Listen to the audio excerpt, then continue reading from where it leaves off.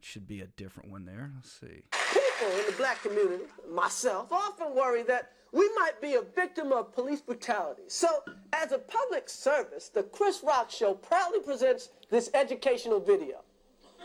All right, folks, this is Chris Rock from February 2007 in his great show for the fascist and the leftist out there. This is called Fair Dealing or Fair Use, depending on whether you're using the British or American system. There is absolutely nothing untoward about this. You should not block this video. You probably will. I'll get it challenged, and I'll get it over reversed. Don't worry about it. Anyway, I hadn't done this in a while, but it's really apropos. Welcome to GAMcast for August the 5th, 2022. It is a cloudy and probably going to be rainy day, ruining my golf later this afternoon. Hope you have good weather where you are. We're going to talk about Biden DOJ's latest move in Breanna Taylor, which adds insanity and racism upon the prior insanity of that whole situation, but you'll see why it's important here in a moment. We're going to talk about Dick Cheney. He's out there campaigning for Liz Cheney and going after Trump for no apparent reason. We're going to talk about Ron DeSantis and try to explain to you what's going on with his moves down there in Florida, and a bunch of other things if we can get to it. We shall see. I am definitely going to keep the show under 40 minutes. Again, I promise you to bring you up all to speed on all the news of the day in less than 40 minutes using the law, the Constitution, and history. I should be able to do it today, even though I got a little bit of a late start for having to drop a car off a little bit beyond my control. Let's listen to a little bit more Chris Rock, because he's going to explain quite simply what you need to do if you're worried about police brutality. Again, 2007, folks. Now notice which way we've gone since 2007. This is 2022, 15 years later. Let's see what Chris Rock says what to do here. And by the way, if you don't like the insanity, folks, there's a lot of, the profanity. If you don't like the profanity, just fast forward about 3 or 4 minutes and we'll be on to the Attorney General.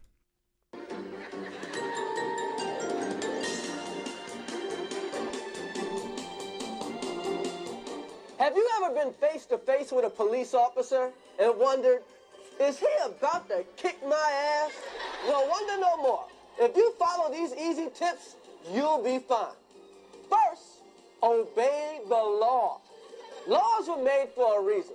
Think of them as hints. You've heard people say, man, I wouldn't do that shit if I was you. Well, here's some of that shit.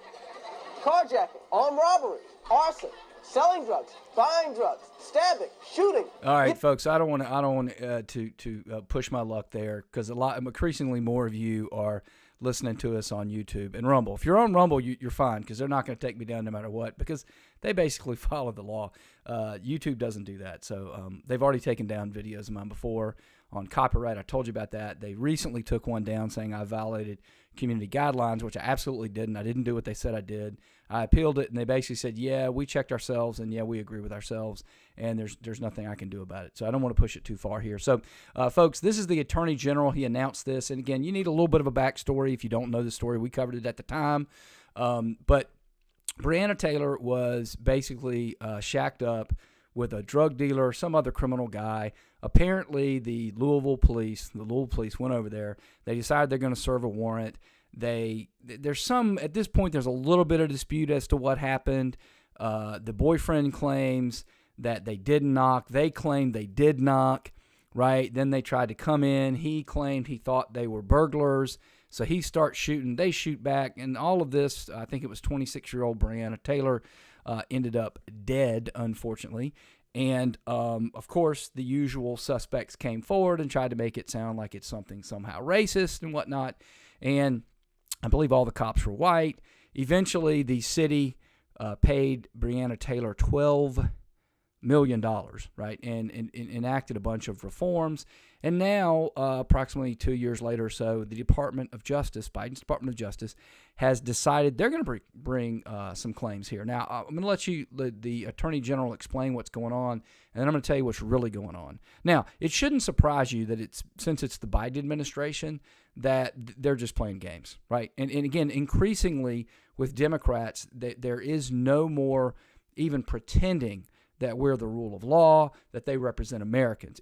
They represent the Democrat Party, the Democrat interests, the leftist interests, and that's it. And they're not even pretending. And the media doesn't bother to check them because they're all Democrats. So they figure, we're not worried about it. But anyway, let's hear what he has to say, and we'll talk about it. Okay, apparently he has nothing to say. Come on. Let's try it again one more time. Apparently has nothing to say. Let's see if I can get this. This is the one problem about the new system versus the old system, is that you could pause it before. All right, try it again one more time. This morning. All right. Earlier today, I spoke with the family of Breanna Taylor. This morning, they were informed that the Justice Department has charged 4 current and former Louisville Metro Police Department officers with federal crimes related to Ms. Taylor's death. Those alleged crimes include civil rights offenses, unlawful conspiracies, unconstitutional use of force, and obstruction offenses. The 4 defendants were charged through 2 separate indictments and 1 information. I'm going to begin today by discussing the civil rights offenses that stem from the falsification of a search warrant. We allege that these offenses resulted in Ms. Taylor's death. Now, folks, here's what's going on here, okay? And it should be pretty commonsensical, but I suppose for the press who's not interested in common sense anymore, it's not, and people should understand. First and foremost, this is Louisville, okay? We're not talking about a Republican city or a Republican stronghold. Everybody up and down the chain, a bunch of Democrats out there. So why are they going after Democrat administrations? Well, they're going after them in this particular case because the officers are white and she's black. And so it basically it's a reach out to the black community. It's to bolster more civil claims that they want to try to bring them. And it's just going after and trying to feed this idea. We're 90 days until we vote in the midterms. So, of course, since the supply of actual racism in this country, right, is so low, but the Democrats need more and more and more racism to convince black people to come out and vote. And white people, by the way. When I go and drive over to my club later this afternoon, I'm going to go buy more Stacey Abrams and Raphael Warnock signs than you can shake a tree at. I mean, it's unbelievable. And so these people eat this stuff up. They love this, right? Now, again, we heard from Chris Rock. I mean, the guy could have again, think about this. And again, I understand I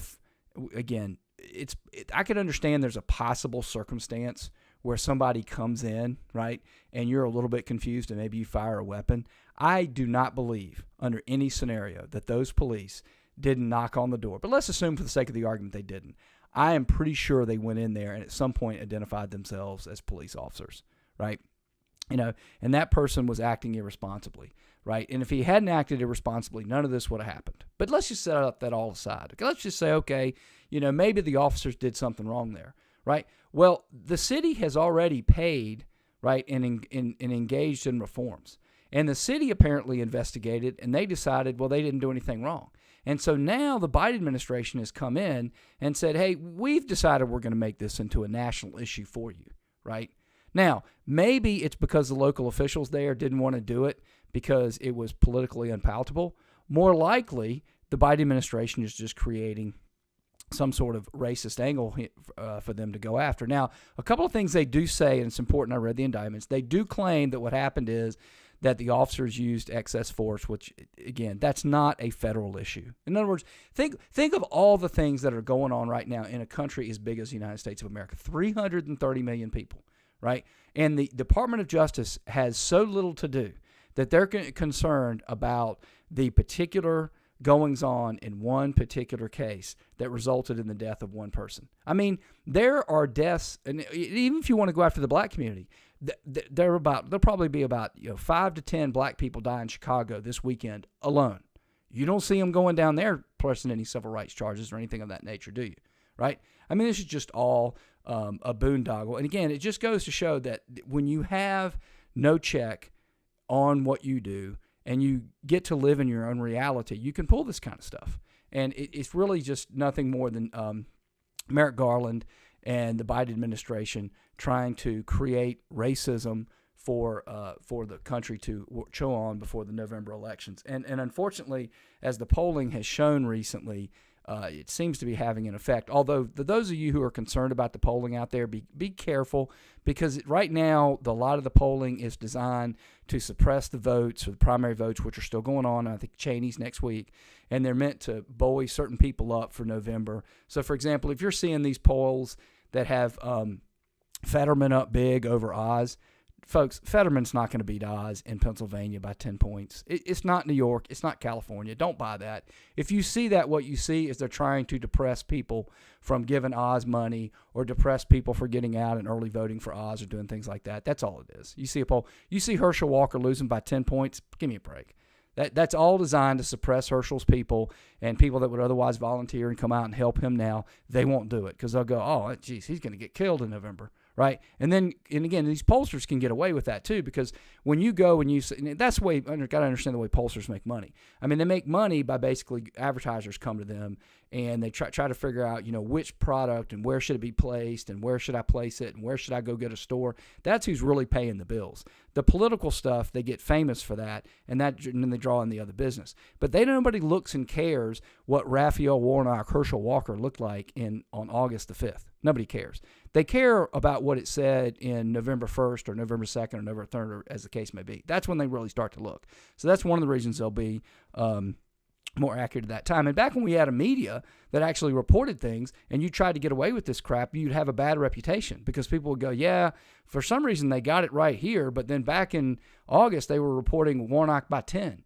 Right, but now you can just get away with anything you want. I don't know why I have Merrick Garland in here twice, but we're not going to play Merrick Garland again. Oh, I know why. I may come back to Merrick Garland because he tries to break down basically why he's decided to bring civil rights charges here and why he's decided to bring excessive force charges.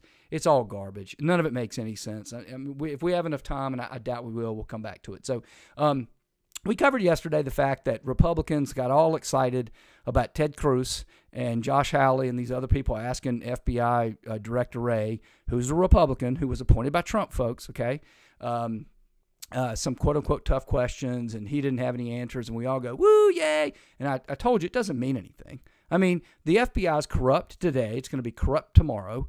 And Ray's not bothered to do anything. And since you don't have the media, and since you don't really have any mechanism for getting to people who matter to change their viewpoint, it's all irrelevant, right? But if you want to understand how irrelevant this process is, listen to some of the questions Democrats had for Wray. Now, imagine this. You're a senator, and again, there's a little bit of controversy because yesterday they were supposed to get 7 minutes, and then a round of 7 minutes per senator, and then a round of 5 minutes per senator. Turns out Christopher Wray misunderstood, and so they only got a few minutes. So I think they got the 7, but not the 5, or maybe they even had to shorten the 5. It doesn't matter. The point is they didn't get the time.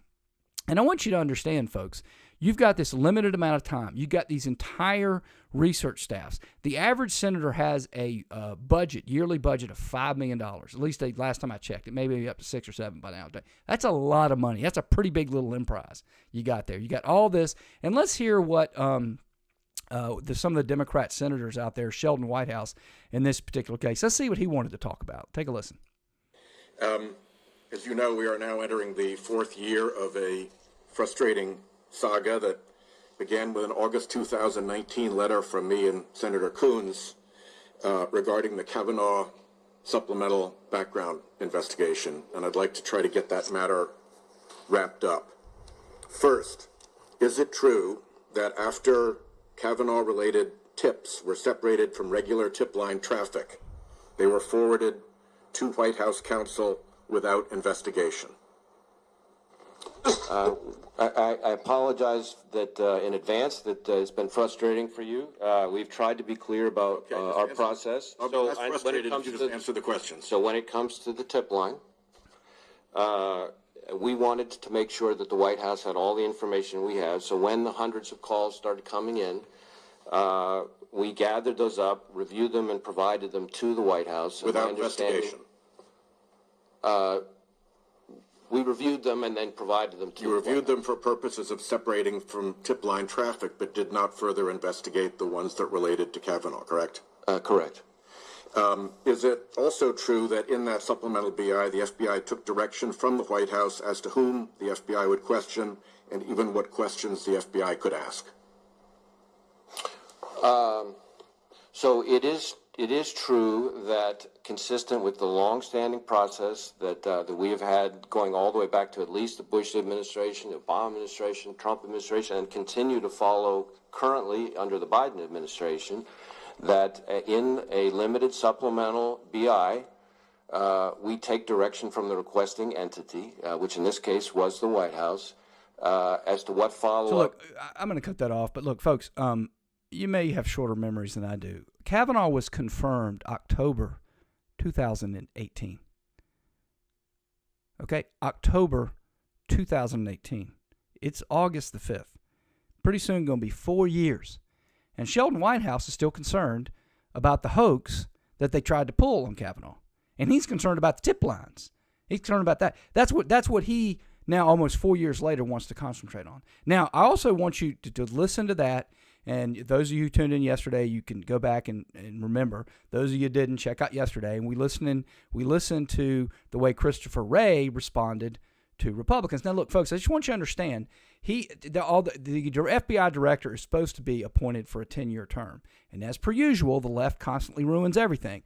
And by the way, folks, if I had this debate earlier today with a friend of the show, folks, anybody that says both sides does it is a tourist. Just stop listening to that person. You're wasting your time. They're not serious. Because if you think Democrats and Republicans act the same, you're not paying attention, which is fine. If you're an uninformed person, you don't want to pay attention, you don't want to accept reality, that's fine. A lot of people want their biases to be confirmed. And those people that say both sides do it are those types of people. I mean, and they're just very lovable. I mean, a lot of my brothers are big Cowboys fans because I'm a big Cowboy fan.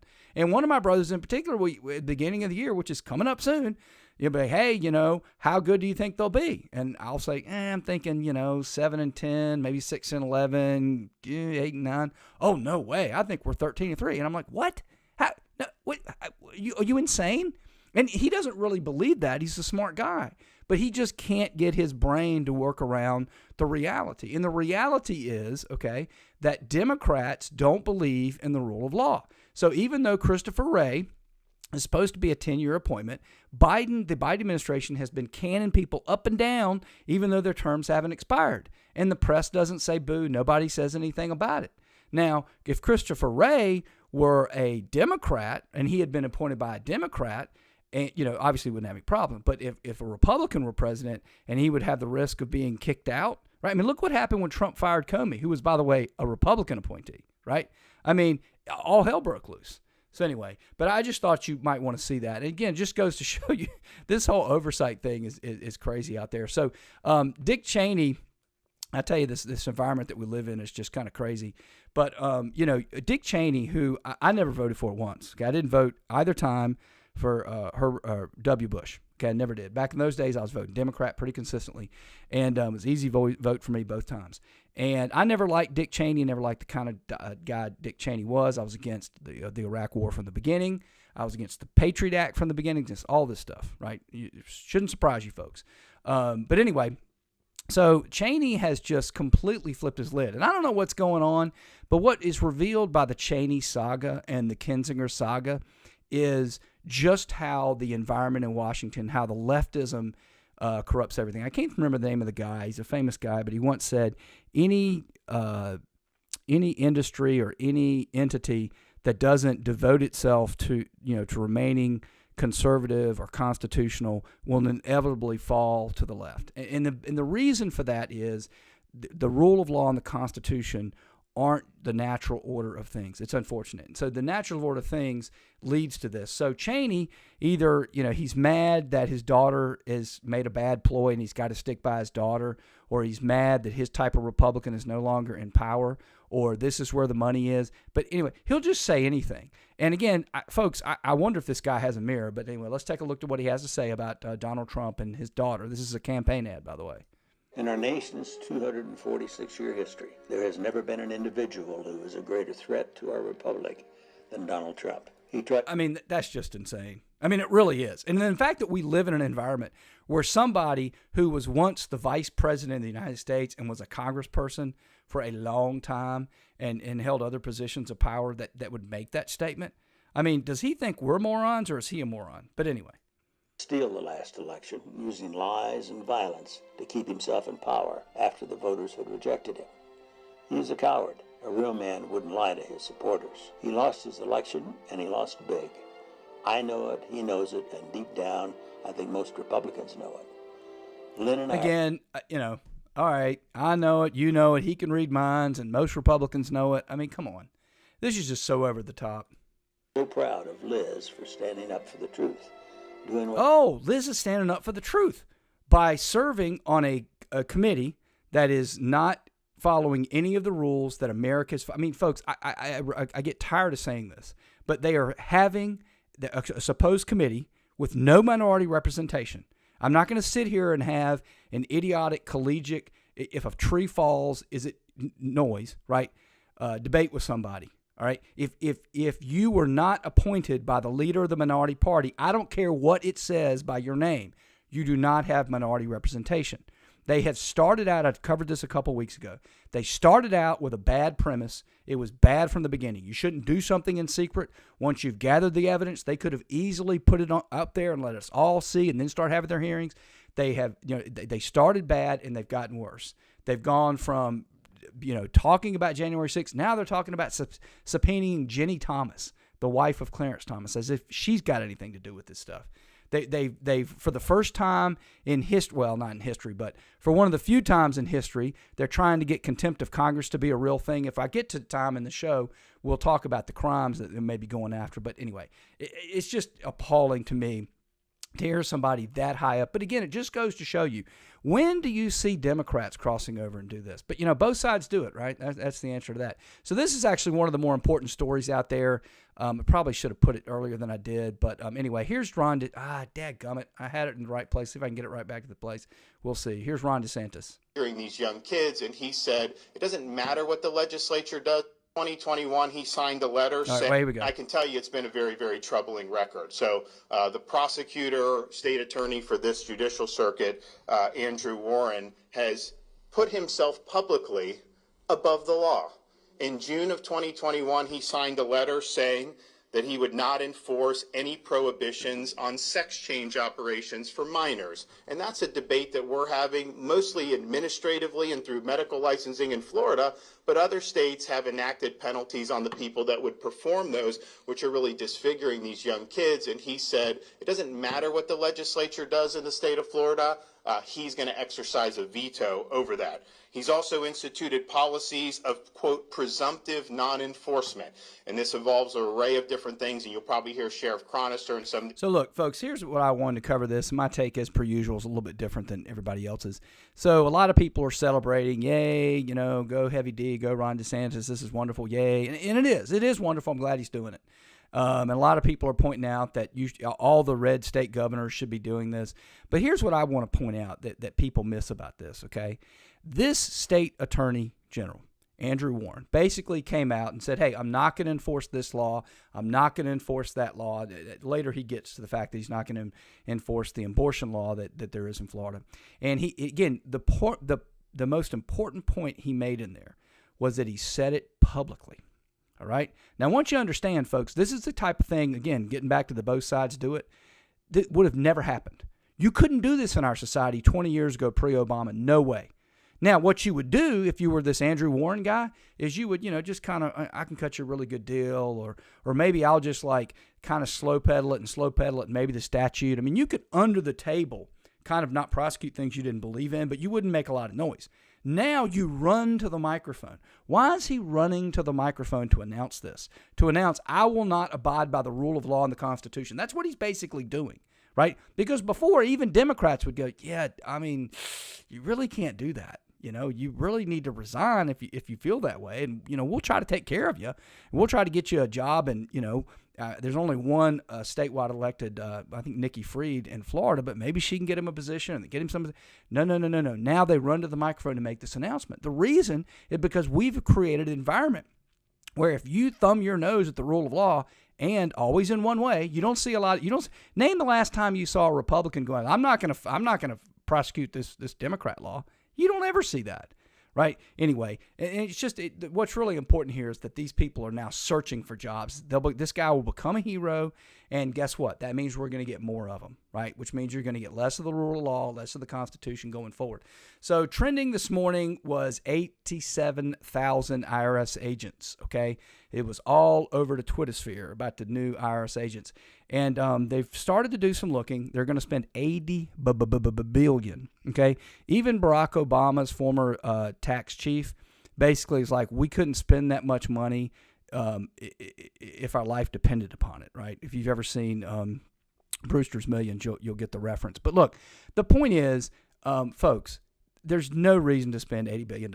There's no reason to hire 87,000 new IRS agents. The only right reason to do that, right, is that you're going to go after your political opponents, right? Now, I know that leftists somehow have this imaginary belief that they're going to go out and they're going to raise all this money.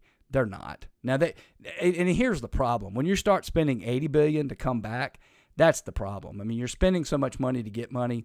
But again, the main reason to do it, and it's very simple. I've got a chart here up from the Joint Committee on Taxation, right? And this is a scorekeeper that Congress has to scorekeep these things, and we're going to go through here in a second. But the major point, it should be obvious, just using your common sense, is they want to start harassing people. They want to harass and that's the real money. They're willing to spend the $80 billion so they can go after your political opponents, right? And they get to go after small business, because small business, I have a small business. That's what we do. We use Schedule C. So basically, I report all my income, right? And then I report all my expenses, and then there's a delta, and then I pay taxes on the delta. They can't stand that. And the reason the leftists can't stand it is because they can't control it. And and they want to get rid of it.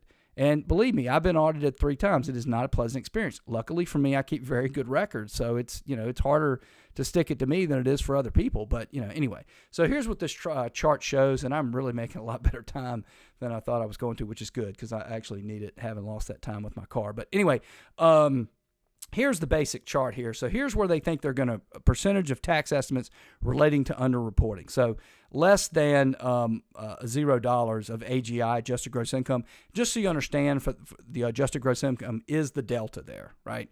So they're saying that even though you report zero income, if they go in and they were to audit your Schedule C, where you reported no profit or a loss, that you'd actually made some and they'd pick up a little bit of money. So they're saying pick up about 5% there, okay? 0 to 50,000 of AGI, 52%. Now, that's where they think they're going to pick up most of it. And then 50 to 100,000, 21%. And then after that, it's not as much. But folks, those of you who think that the Biden administration keeps claiming, I'm not going to go after people with that, no one making under $400,000 a year see a pay cut. That's already been debunked. It was debunked the way I told you, which is it's got tax raising for corporations. And again, part of the problem with leftists is they get to define their own language and their own reality, so they don't understand the real world. The real world, corporations don't pay taxes, and they never are.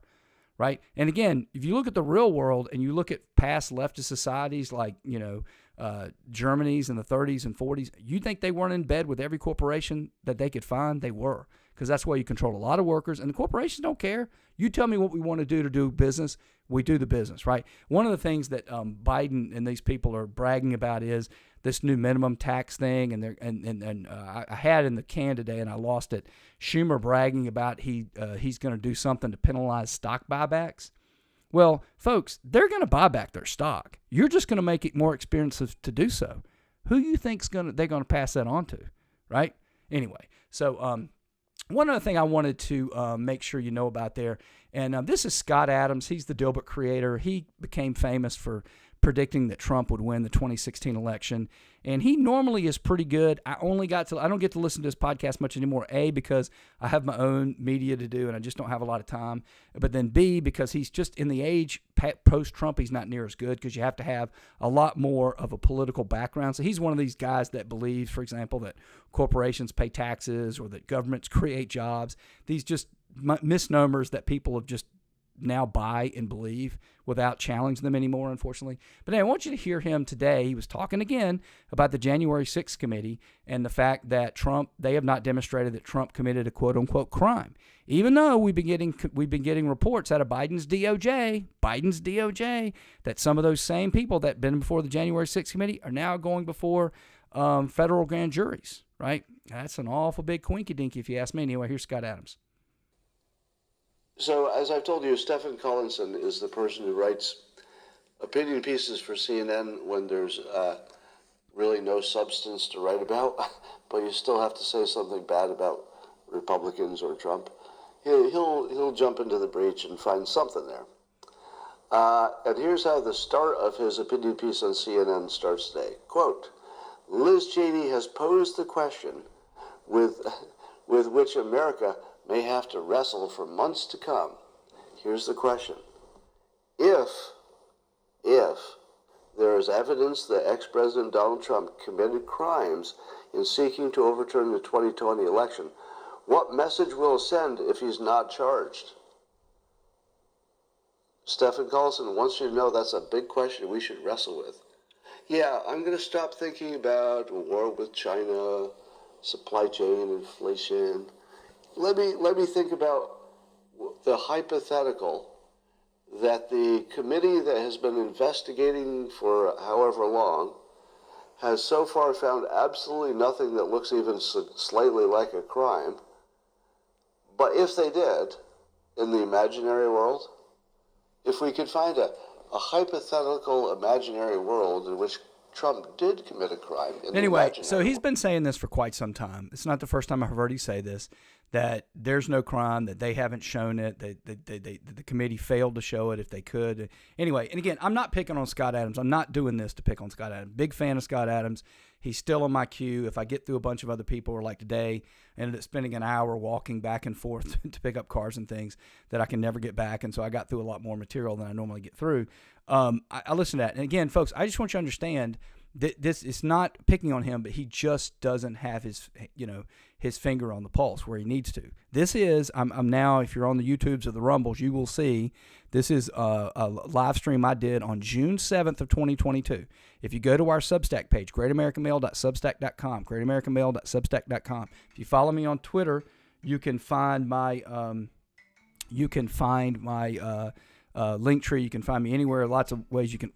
Who in the world is calling me while I'm trying to do? Sorry. Normally I have that thing off. Anyway, so you can find lots of things I've written about this. Okay, so I've done this, and again, I'm just going to read real carefully. There are two crimes that the January 6th committee says that Trump committed. The major one they're pushing, right, is obstructing Congress's proceeding to count the electoral votes on January 6th in violation of 18 U.S.C.